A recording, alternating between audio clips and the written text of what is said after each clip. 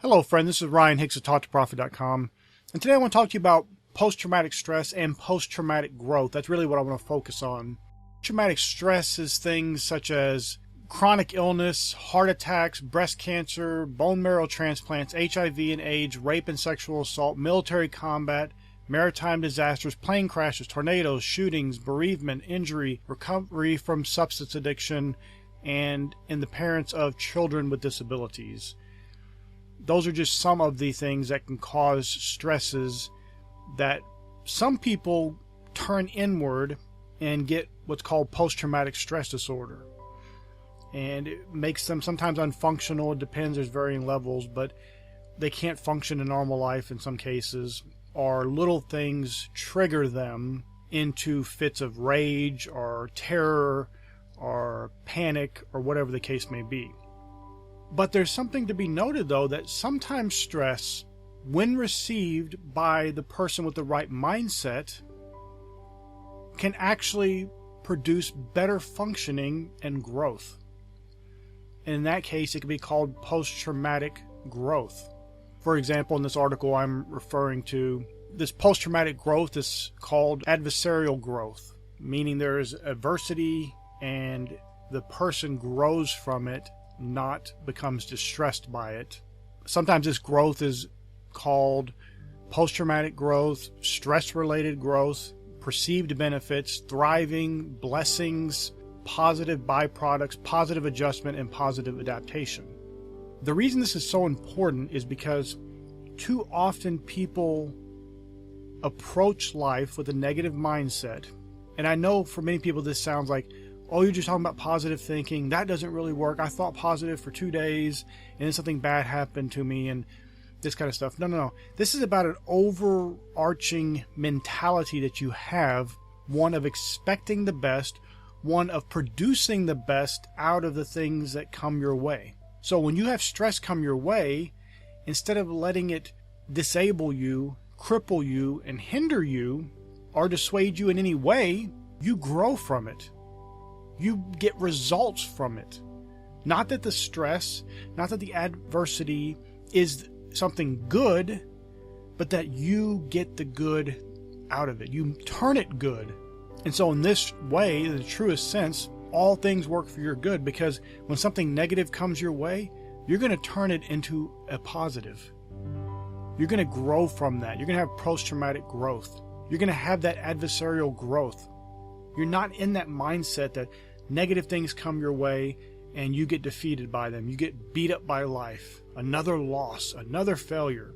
Even within failure, you see success right there ready for you to reach out and grab it, because you will make the changes needed to turn failure into success.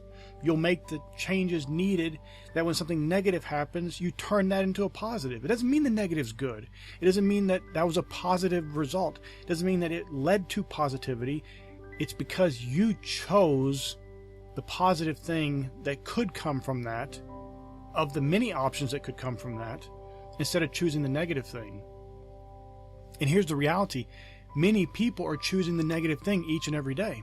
They have the most trivial bouts of adversity come their way, and they get defeated by it. So then they kind of ramp up the adversity. So it keeps getting worse and worse, and they keep getting bulldozed down by each and every time any kind of adversity comes their way. Until next thing you know, they have big, huge, disastrous problems in their lives, and they have zero coping mechanisms, zero ability to overcome, and they never have any post-traumatic growth. It's always post-traumatic disorder. It's always stress crushing them, always being defeated, always being weighed down by stress. And it's literally a mindset, because I've worked at places before I became an entrepreneur, and you'd see the same people. I would be in the exact same position, doing the exact same job as someone else, and this other person's all stressed out, and I'm perfectly fine. And other people are perfectly fine. But this person had the mentality that this is stressful.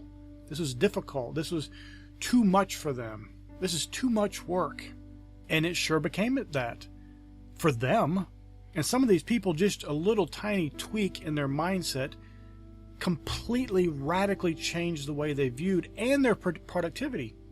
Because while they were viewing this work as stressful, difficult, not good, they weren't as productive as they were when they had the right mindset of, this is easy, I can do this, is no big deal, everything's good. And it was. The only difference between those two positions in life were one of mindset, one of choice. They chose a negative, they got the negative results. Not only did they have a worse time at work, but they literally performed worse. And this is what happens so often. When you allow stress to change who you are, to make your character different, to hinder you in any way, you're not going to perform as well as somebody who doesn't let those kind of things hinder them and harm them in any way. Who says, well, okay, this isn't good, but I'm going to overcome it. I'm an overcomer. I achieve things. I move past stress into success. I grow when adversity comes my way. I don't shrink. I don't get crushed. I don't get defeated. I don't fail.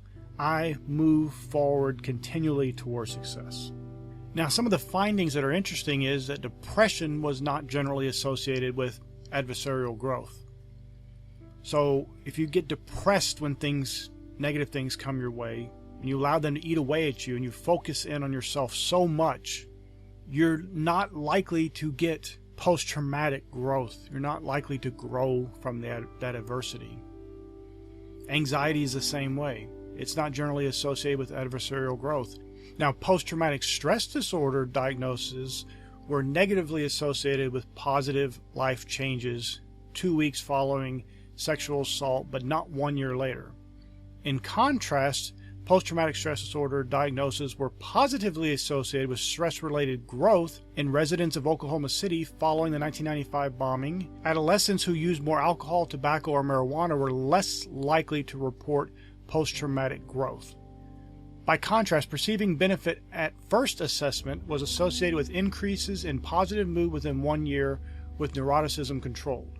Obviously, neuroticism has a negative effect on people actually growing from stress. Now, there's some things to note here.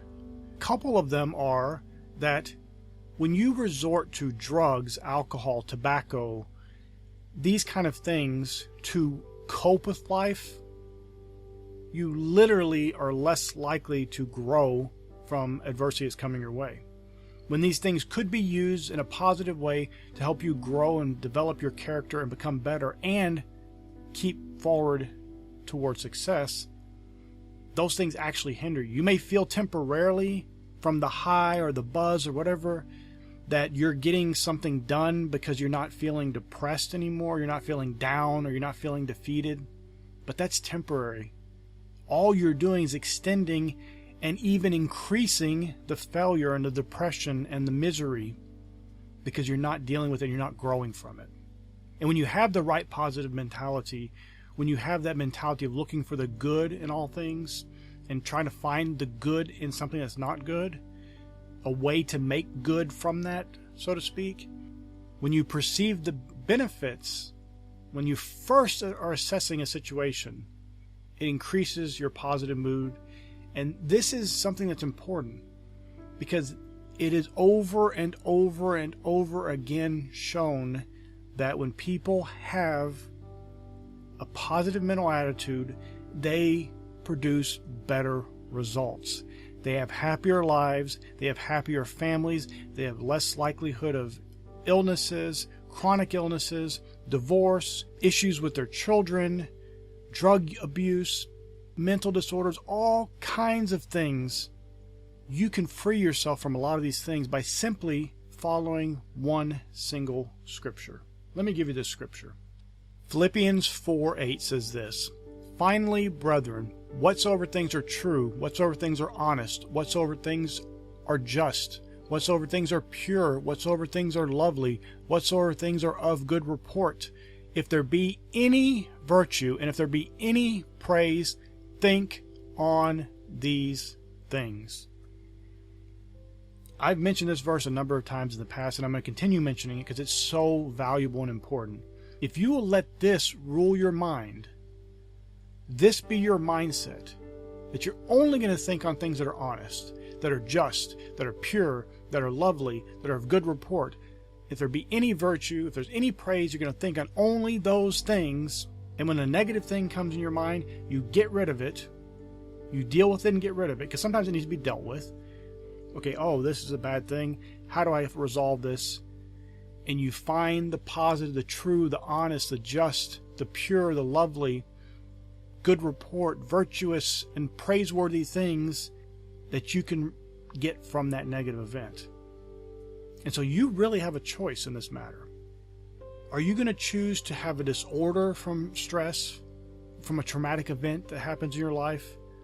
Or are you going to choose to have growth? Now you may say, well, I don't have any traumatic events, and that's great, and you shouldn't. Hopefully you don't.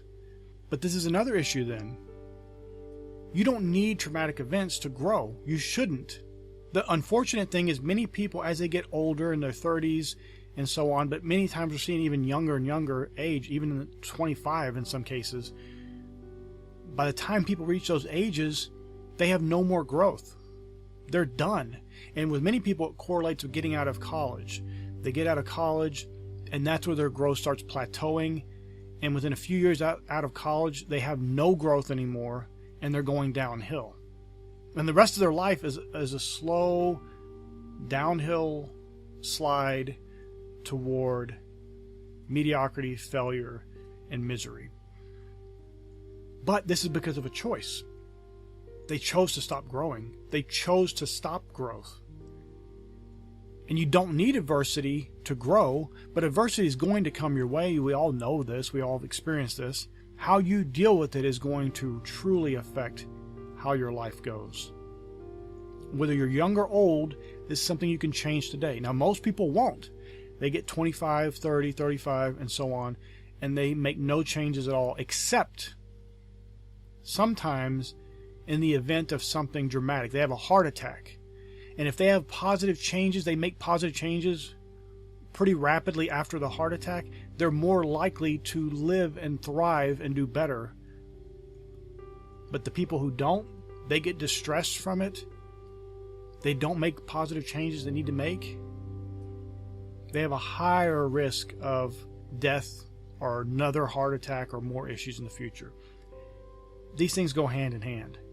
How you respond to life, things coming your way you don't necessarily have any control over, although most of them you really do and you don't recognize it. But say you don't have control over these negative things that come into your life. Your control is in how you respond. Do you choose the Philippians 4:8 route? Or do you choose disorder, depression, anxiety, misery, failure, and suffering? This is something you have to choose. No one's going to make this for you. This is something you have to completely renew your mind to. And what I'm going to suggest for you today is to take Philippians 4:8, memorize it, and repeat it at least 20 times a day. Maybe do it 10 times in the morning, 10 times in the evening before you're going to sleep.